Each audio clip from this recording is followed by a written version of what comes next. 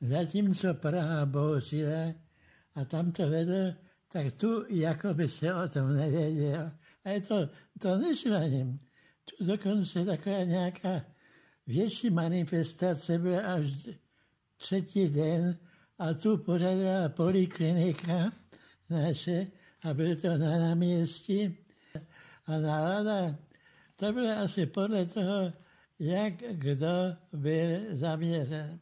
Teď zrovna v rámci těch výročí republiky dělají taky průzkum, aby lidé řekli, čeho bylo dosaženo, jestli prostě ti lidi cinkali těmi klíči, jestli to vypadá.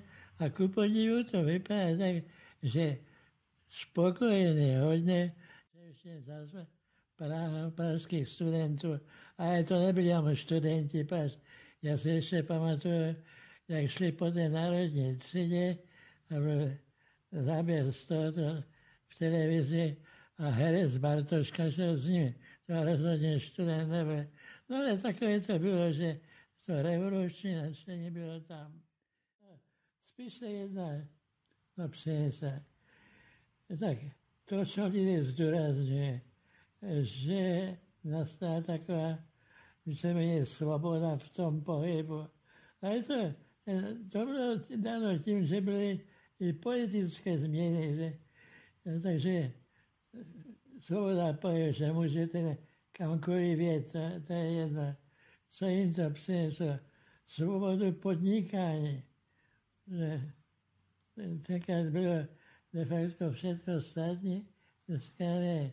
Že si můžete říkat, co chcete, ale stejně vám je to předplatné, protože prostě dříve, když někdo něco proti straně a vládě řekl, tak všichni to měli, že se jedná o útok na tu stranu, či se to víceméně postihová. Normální lidi to nepřineslo nic.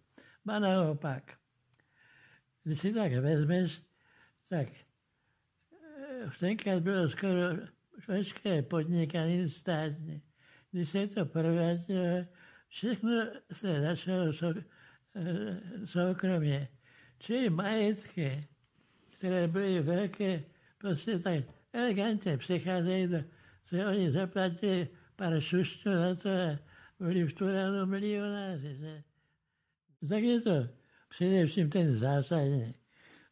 Dříve byla jedna politika, no vlastně byly Národní fronta, byla, že, ale v podstatě v budoucnosti byla komunistická strana, která udávala směr. Samozřejmě, když nechat teď mluvit někoho o tom, jak to vypadá, tak komunisté byli babráci, nic tomu neprospěli k prospěchu našeho hospodářství. Za to možná se klidně může říct, že prezident Zeman je blbec a nic se ti nestane. Protože je taková liberální forma. Jsi prezidentem, tak toho musíš taky vydržet. To prostě je úcta k symbolům státním. Prostě to úplně klesá. Možná si četla o tom, že nějací chlapi vylezli na Pražský hrad a sundali prezidentskou vlajku. Nic se jim nestalo. Dodnes se to možná dostalo jenom takovou pořádkovou pokutu.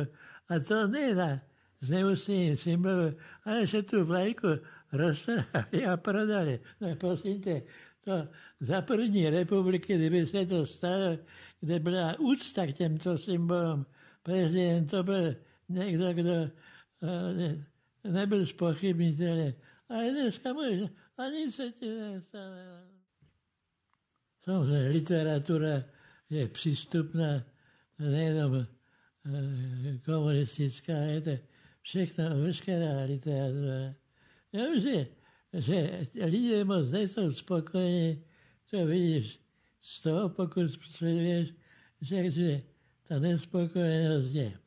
V Anglii máš, tam se jim ten vztah Evropské unie moc nelíbí. Pořád jsou nějaké hádanice kvůli migrantům v Itálii.